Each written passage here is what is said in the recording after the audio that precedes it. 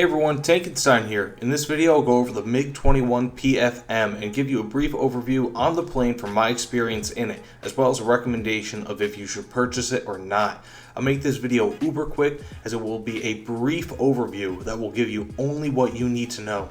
That said, let's get into it. To start, this is currently a BR 10.0 Russian event jet that is unfortunately not counted as a premium plane and thus is not fully researched when you first receive it, nor will you receive premium bonuses. This said, its base stats are pretty solid with a great top speed of 2196 kilometers per hour, which places it among the fastest MiGs in-game at the making of this video. Also of note is its climb rate, of which feels far better than what is shown, with 115.9 meters per second being stock. Especially once you earn your compressor and engine upgrades, the PFM feels like a rocket. I will easily reach 7 kilometers of altitude without noticing it, and will still be gaining speed.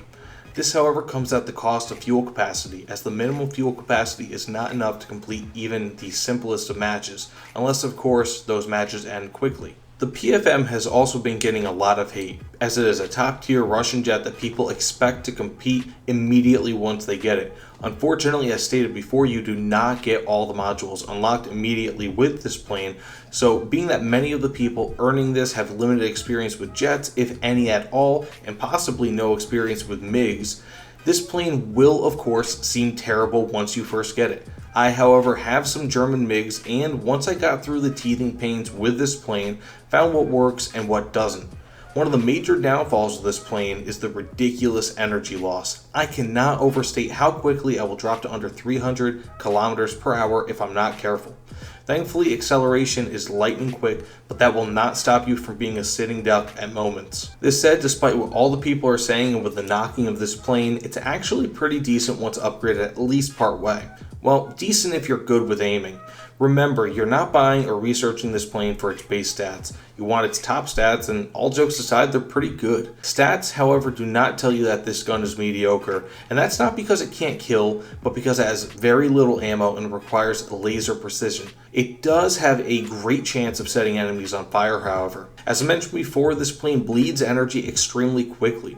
The R-35 missiles are not great either, as they also require an enemy to be dead center on your screen, and only then might the missiles hit. There are not many vehicles I would say are better in one mode or another, but with the MiG-21 PFM, especially considering its BR, I would say that it is a bit better at air arcade than air realistic, for the simple fact that one of its main deficiencies, the lack of ammo in its cannons, and the difficulty of aiming it in jet-to-jet combat, will be largely rectified with the air reload capability of Air AB, along with the aiming assist reticle. This, however, starts to change a bit once you start getting all those important modules unlocked and purchased. The PFM is awful as stock, especially in top tier realistic, but it's pretty decent once you unlock even just the R-35 missiles, compressor, and airframe. Its S-5K armor-piercing rockets are also pretty good, but this is not a great ground attack platform. If you have high-tier Russian ground and have not invested time into Russian air, the PFM may be decent enough to stand in for air support, but there are far better planes for that role, such as the Su-7 BKL,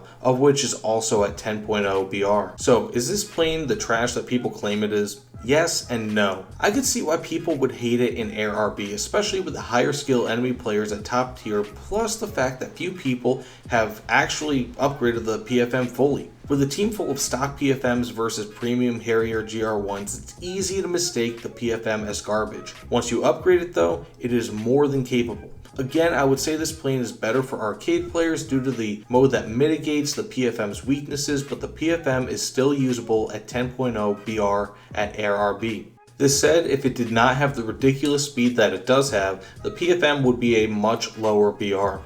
Unfortunately, due to its fast max speed, Gaijin will likely never put this plane in a lower BR bracket, and as such, it might have a tough time at the top, at least unless it's fully upgraded or mostly upgraded. Like I said, once upgraded and once you get used to it, it's not bad and you can stand toe to toe with other planes, but the enemies it faces at 10.0 are a shock to the system that some might want to avoid, at least in Air RB and at least when you're stock.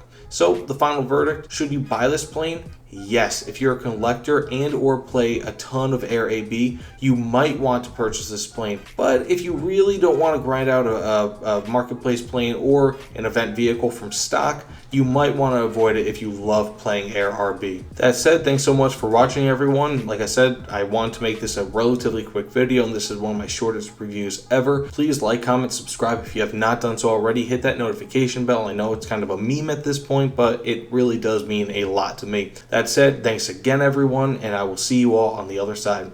Take care, everyone.